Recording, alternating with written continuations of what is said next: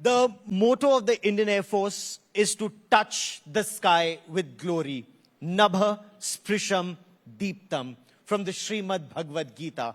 You've not only touched the sky with glory, you've touched space with glory, you've brought glory to the nation. What's, your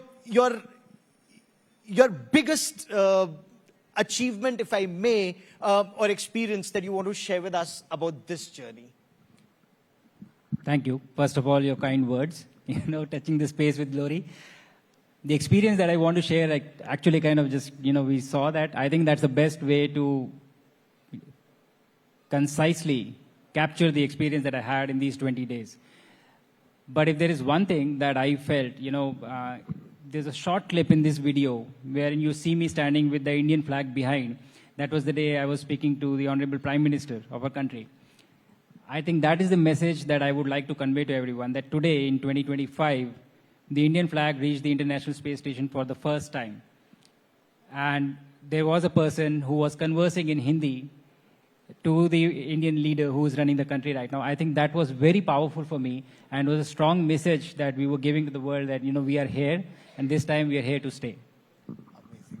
This time we are here to stay. मतलब ये भारत की अंतरिक्ष की उड़ान की ओर एक बहुत महत्वपूर्ण कदम है जो आपने उठाया। एक लड़का जिसने माँ बाप को बताया भी नहीं कि वो एनडीए का फॉर्म भर रहा है, वो लड़का एनडीए का फॉर्म भरता है और सेलेक्ट हो जाता है, फाइटर पायलट बनता है, एस फाइटर पायलट। मिग-21 उड़ाया, मिग-29 उड़ाया, जैगवार उड़ाया, Su-30 MKI उड़ाया, F-16 उड़ाया, T-38 उड़ाया और ड्रैगन स्पेसक्राफ्ट उड़ाया। यह अनुभव किसी और के पास नहीं है। तो what is that thing that drives you कि मुझे करना है, मैं करके दिखाऊंगा? आप जब इस तरह से बोलते हैं तो बहुत बड़ा लगता है ये। When you are doing it, जब आप कर रहे होते हैं तो ऑब्वियसली ये नहीं सोचते। जब मैंने मिग-21 उड़ाना शुरू किया था तब ये नहीं सोचा था कि मैं ड्रैगन एयरक्राफ्ट उड़ाऊंगा। तब मिग-21 उड़ा रहे थे। तो जितने अच्छे से आप मिग-21 चला सकते हैं आप वो चलाते हैं। फिर आप ग्रेजुएट करते हैं मिग-29, सुखोई 30 या जो भी। तो मुझे लगता है कि ये जो लंबी जर्नी आपको इस समय दिखती है, ये जब आप नेविगेट कर रहे होते हैं तो उस समय आप एक ही कदम ले रहे हैं, आप ये सारे कदम एक साथ नहीं लेते। तो इसलिए ये रेट्रोस्पेक्ट, हाइंडसाइट में ये पूरी स्टोरी इंप्रेसिव लगती है। बट उस समय तो आप वही काम कर रहे हैं जो आपके सामने है।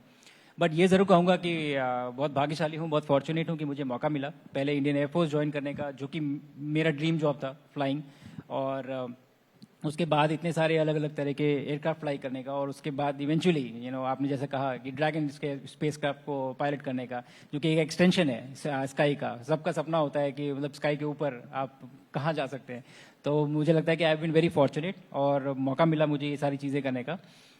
तो जो ड्राइव करने की आपने बात कही, तो मुझे लगता है कि the only thing that drives me is कि जो चीज़ मेरे सामने है अभी, मैं उसको कितने अच्छे से कर सकता हूँ। Can I do this better? And so आप वही चीज़ आपके कंट्रोल में है, उसके beyond anything is not under your control. तो आप वो करिए, और अगर कोई नई अपॉर्चुनिटी मिलती है या कहीं नया मौका मिलता है तो अपने घर में सोफे पे बैठ के उसको इवैल्यूएट मत करिए कि ये वर्कआउट करेगा या नहीं करेगा। आप हाँ बोल दीजिए, उसके बाद देखा जाएगा। सो मुझे लगता है कि हाँ बोलने की जो आदत है, अगर आपको जो मौका मिलता है या अपॉर्चुनिटी मिलती है, वो बहुत ज़रूरी है। हम पहले ही सोचने लगते हैं कि शायद ये वर्कआउट करेगा या नहीं करेगा। तो मुझे लगता है ये एनालिसिस नहीं करनी चाहिए, पहले आपको हाँ बोल देना चाहिए, उसके बाद में देखा जाएगा कि whether it works out or not. तो आप मतलब हार से डरते नहीं है, you take that leap of faith, लेकिन पूरी लगन के साथ, पूरी मेहनत और निष्ठा के साथ। आई थिंक हार से डरने की जरूरत नहीं है। आई थिंक हार तो it is mandatory, it is a part of any journey. आप आज मुझे देख रहे हैं कि मैं ड्रैगन स्पेसक्राफ्ट पे पहुंचा हूं, तो ऐसा नहीं है कि I have not suffered failures और डिफीट्स। लाइक बहुत सारे ऐसे एपिसोड्स रहे हैं मेरे लाइफ में जहां पे कुछ चीज़ मैं अटेम्प्ट कर रहा था या कोशिश कर रहा था, वो नहीं हुई।